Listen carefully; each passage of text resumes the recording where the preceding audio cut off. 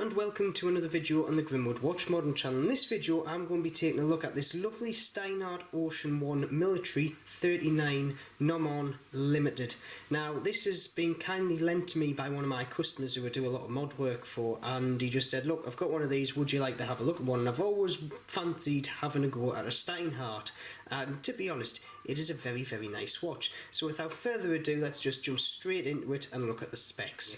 With the dimensions, it's 39mm diameter, lug to lug of 47mm, thickness from top of the crystal to case back of 14mm, and lug width of 20mm. The movement we're running in here is actually a Swiss ETA 2824-2, which is basically just a workhorse in the watch industry. We've got a lovely 28,800 beats per hour. We also have 38 hours of power reserve in it. It's nice, reliable movement, and I've put this on my timer graph. It's around about +2 seconds a day on average, which is, to be honest, very, very good in my mind.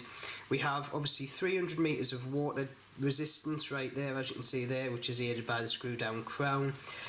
With the specifications out the way, we shall now look into the aesthetics of this piece. Now we move on to the dial. Now the dial itself is basically all and out Submariner. So if we bring in my Black Bay 58, which is obviously a vintage sub kind of style watch, we can see the markers and everything are practically the same. Don't get me wrong, they're not applied, but the style is very, very nicely done. We have obviously Steinhart Ocean 1 at 12 o'clock, and the Steinhart logo is under that hour hand. We then have 300 meter automatic with a 1 at 6 o'clock.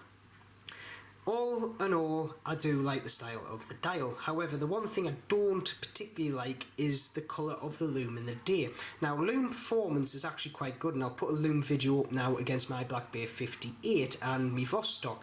And as we can see, the Lume is very, very bright. It does last a considerable amount of time. It is good. But the problem is, in the daylight, it's got an ever so slightly pinkish hue that I just don't like, and the reason they've done it is to make it look patinaed. And the thing is, they've done it and I think it just looks too uniform, and it's got too much of a pink hue that just, to me, doesn't look patinaed. And I'm not going to say it's slightly cheating as a watch, I just don't like the hue of the Lume. Moving on to the bezel. Now the bezel insert is actually aluminium in a military style, as we can see here. Bezel itself, it is a very nice looking bezel, however action wise it is very, very, very stiff, to the point where it actually hurts my fingers to actually move it. So I'm going to try and get this back to 12 o'clock without slipping. There, well, that's close enough. It is, if you're a person that likes to use the bezel to time things, or you want to dive with this watch, it is, as you can see by my fingers there, very hard to do. I don't know if it's just this particular watch or it's just a thing with the Steinhart models in general. If any of you know, please put in the comments. But it is one issue. Moving on to the crystal, we obviously have a domed sapphire crystal on here with blue AR on the underside. I do like my AR coatings, and I do like my domed sapphire crystals. Very, very nice. And as we can see, there's just a slight step up from the actual bezel insert to the crystal. Like I say, that's one thing. I don't know if I would prefer the actual insert to flow straight into the crystal without that step, but yet again, that's just personal preference to me. Having that little bit of a step does make it look a bit more vintage. The case itself, the finishing on it is absolutely superb. The polishing on the sides there, as we can see, is done quite nicely, if I rub the fingerprints off it, of course. We then have brushing on the top, which yet again is executed absolutely spectacularly. And we'll just go over to the crown side, yet again, same thing. Crown itself, yet again, action very, very smooth. Winding of the movement, very, very smooth. Setting of the movement, yeah. It's an ETA in there, I wouldn't expect anything less. One little thing which I'm not going to say is a niggle, it's just a personal preference. I would have liked to see that Steinhart logo actually point in the right direction when it was fully screwed in. But yet again, little niggle from me. Now moving on to the case back, this then brings in another aspect to this watch, and basically one of its little kind of special features. Now this has a number stamped on the back of the case. Now being a Nomon limited watch, so basically it's a limited run, not limited edition, every watch gets a unique serial number actually stamped on the back of the watch. So this is 1498, and every one of these watches will have a unique identification number on the back, which is quite nice. Other than that, the case back is quite plain, so obviously got all the specifications around the outside there, and obviously screw back.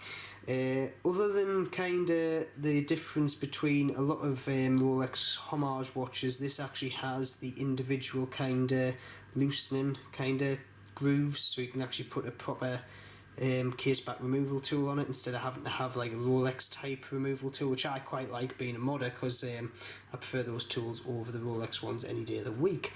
But that's just another little aspect of this watch I wanted to show you. Now with that all covered, I'm going to then go on to the strap. Onto the bracelet. Now the bracelet that comes with this watch is this lovely oyster style solid link bracelet, and in all honesty it is very, very good. I've actually got one of these on a Parnas GMT that I managed to get quite cheap. Now the owners actually put it on this lovely Bond style NATO strap just because preference, and to be honest I am a big fan of NATO straps, and this watch wears absolutely phenomenal on the NATO. However, I have actually swapped this watch onto the bracelet off my GMT because I didn't want to actually touch this one, because he actually hasn't taken any of the plastic covers off it, and that watch does wear absolutely phenomenal on the bracelet as well. The only thing in my mind that does let this bracelet down is the clasp, and I've actually changed mine out for a Tudor style clasp, and yeah, don't get me wrong, it is a mill clasp, but the action of it isn't the smoothest. It's not the best clasp, but it's definitely not the worst clasp out there, and overall I do like the bracelet. So with that all over and done with, let's go into a few wrist shots. The Steinhart on the wrist is very, very comfy. Now I've got a 6 3/4 inch wrist, and this watch just hugs it a dream, both on the NATO strap and also on the bracelet. Now this is helped by obviously the 47mm lug to lug and that 39mm case. It's just, to be honest, perfect dimensions for the smaller wrist and even the bigger ones. Now on the NATO strap, this watch does come in at around about 90 grams overall. However, if you are going to put it on the bracelet, or keep it on the bracelet I should say, that does go up to around about 160, 170 grams. So if you're a type of person that does like a bit of weight on the wrist, keep it on the bracelet. However, if you want it a bit lighter, a bit more comfortable, if you go onto a NATO, it does actually bring that weight considerably down, and either one is a good choice. So with all those points covered, what would you pay for this exact watch? Now looking on the Nomen site at this moment in time, you would be paying $499 for this exact watch. Personally, for a watch that has an 8-year movement, is Swiss made, I wouldn't have any gripes paying that whatsoever, and I think it is a steal at that price having a watch of this quality. Now with that being said, let's move straight on to the summary. Good points. Having that ETA movement in there, absolutely great. 2 seconds a day, it's phenomenal. Sizing, 39mm diameter, 47mm lug to lug, fits on my wrist absolutely superbly, and I would say it would fit on the vast majority of people's wrists great, either on the NATO strap or the bracelet it comes with. Then we come to the looks. Now firstly, it looks, in my mind, absolutely spectacular because it does look very vintage, and I'm into that at this moment in time. But if you're also into your subs and don't have the gripe of actually going for a Homage watch, I would dare say it would scratch that itch as well. The finishing on this watch is absolutely superb. The polishing on the side, the brushing on the top is top notch. Don't have any gripes with that and can't pick fault. And then we come to the bracelet. Bracelet itself, yet again, is great. I've got one of these personally myself for another watch, and I can tell you it wears absolutely comfortably, and it does have a bit of heft to it, so you know it's got a bit of quality behind it. We then come to the bad points.